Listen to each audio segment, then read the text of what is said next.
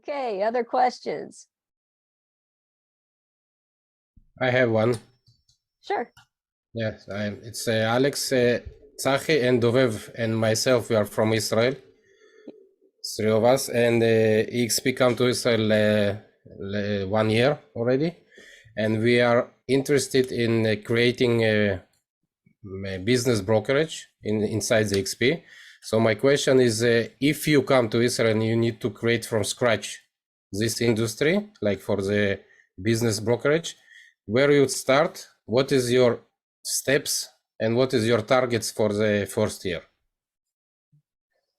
That's a great question. I don't have a good answer for you on that, unfortunately, because I'm a broker just like everybody else. I'm just an agent. My license, I have a broker association with EXP, but I'm not from corporate. I don't make policy.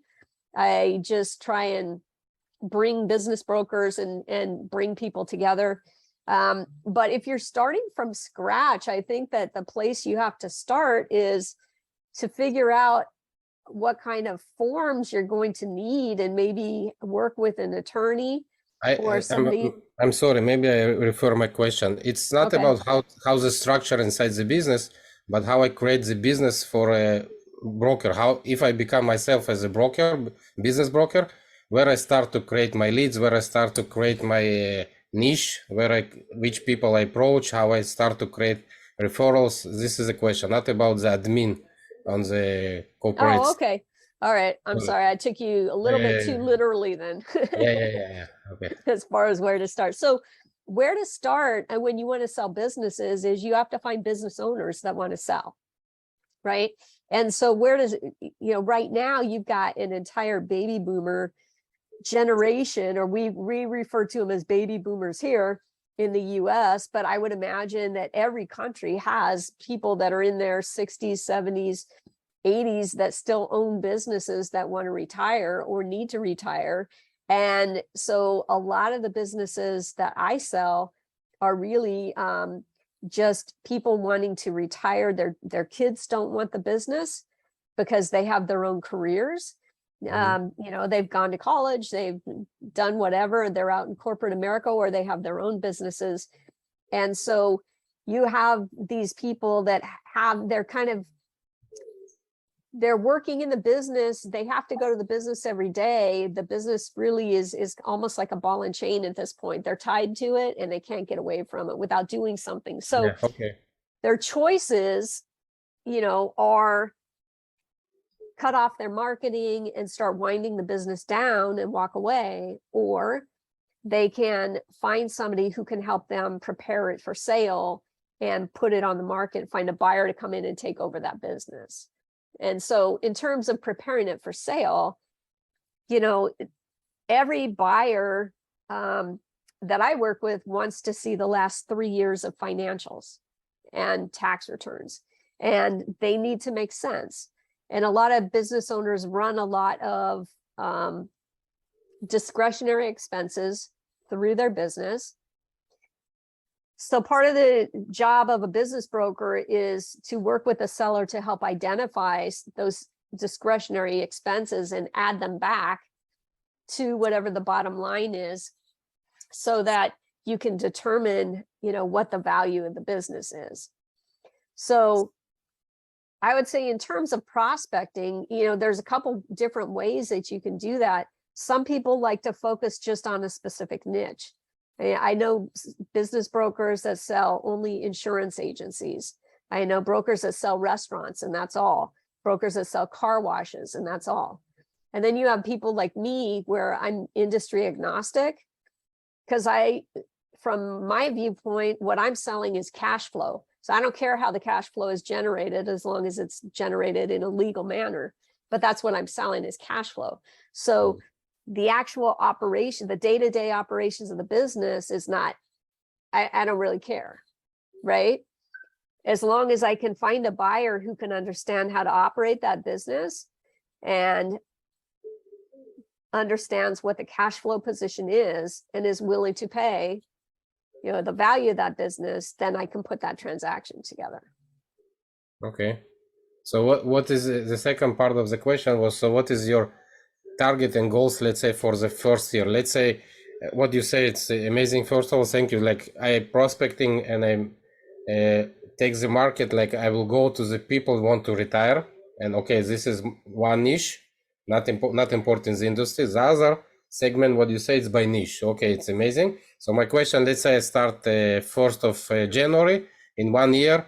What is the steps you will suggest me to do? Like first of all, create the database, approach the people, what I need to do. I understand it's like seeding, and in a few months or maybe 6 months, it will start to coming. So because it's different from residential. So my question, what's the steps necessary to do to begin the business in the start? Yeah, so to begin in business brokerage, so in terms of prospecting, the fastest way that you can get appointments is to just cold call businesses. The cold calling is most effective on small retail.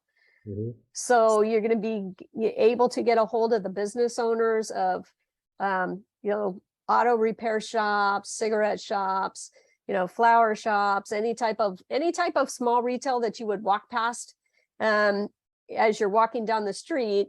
Those business owners, most of those businesses are owner operated. And so you typically can get a hold of the owners. Mm-hmm. So that's one, and you can cold call, you can walk in and talk to the business owners. And you just ask questions, not only from them, but also, do they have any friends that are business owners that they know are wanting to retire? And then you start building yourself a database. Now, just because they want to sell their business doesn't mean the business is ready to be sold. Yeah. Okay? So then you have to, again, if the business is not ready to be sold, then you want to keep in touch with them. You want to give them a little bit of guidance on what they need to do. Maybe their books and records are shambles, right? So you tell them, hey, we need 3 years of good books and records. Start to prepare, yeah. And then you keep in touch with them every few months, every quarter you check in and see how they're doing. And in 2 or 3 years, they're going to have, they're going to be ready to go. Okay. So, that's obviously longer term, but getting the appointments immediately so that you can at least garner that information and start establishing a relationship with them is something that you can do, and you can get that done quickly. And then sometimes they are ready to sell the business. Even if the business is not really ready, they say, I don't care, just get what you can for it because I need to be done. And then you just go ahead and you sell it for what you can get. They're not going to get top dollar, but they've said they don't care. You've educated them. They've made their decision. So if the business is saleable, you go ahead and sell it. And Sorry? I'm sorry, go ahead.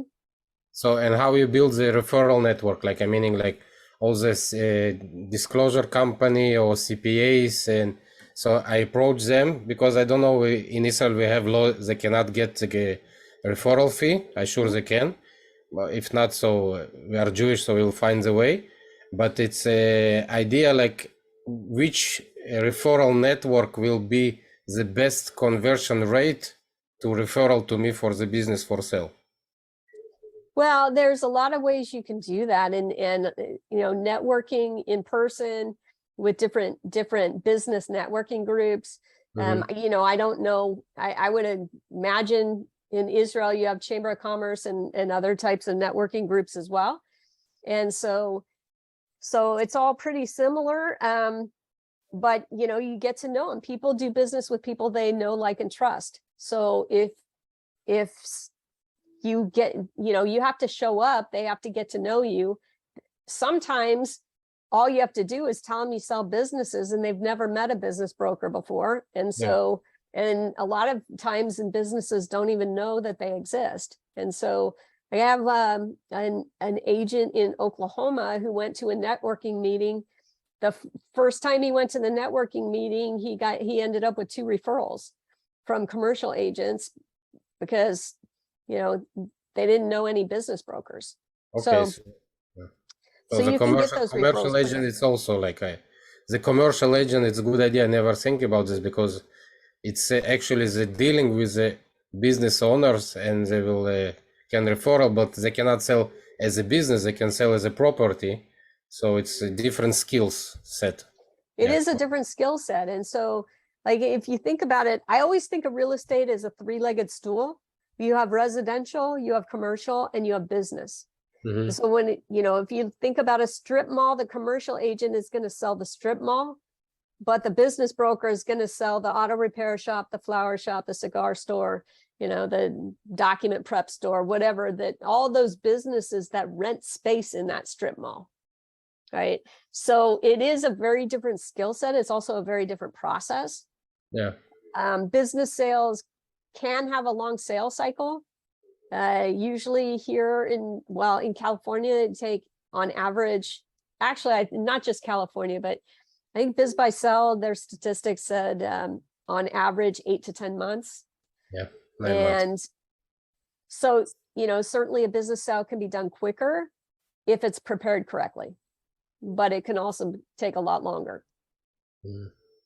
And another referral network, what I was thinking, this is the loan officers in the US, in Israel called different way. It's meaning the people that approach to them that they need loan. And usually when they need loan, it's usually they have some fire to put down. So usually, and in this case, it's very close to, yes, I'm willing to sell. So this is another referral network, what I was thinking about. It can be, but if they're also looking for money, then it's much harder to sell a distressed business than it is to sell a business that's very profitable. So if it depends on why they're looking for a loan. If they're looking for capital to expand, working capital to expand their business, then the business is doing well, and that's probably a good thing. But if they're looking for money to put out a fire, as you put it, or because they're having difficulty, then that it may be a different situation. So what I get from what you're saying, it's better to sell business that operating correct way from the business that is struggling. Yes. And if you ask me, if you consider which direction to go, so you will prefer to go to the business that operate correct way because it will easier to sell comparing to businesses that have issues and problems and struggles, correct? Yes. Okay. Because those issues and struggles have to be corrected before a buyer is willing to spend their money. Rate, yeah. Conversion rate, like KPI for my time. Yeah. Okay. So you can, now on those businesses that are struggling, you can certainly talk to them and try to work out some type of a consulting engagement or something like that to help them out or put them in order, or you can refer them to a business consultant that can help them get everything in order. Depends on how you want to spend your time.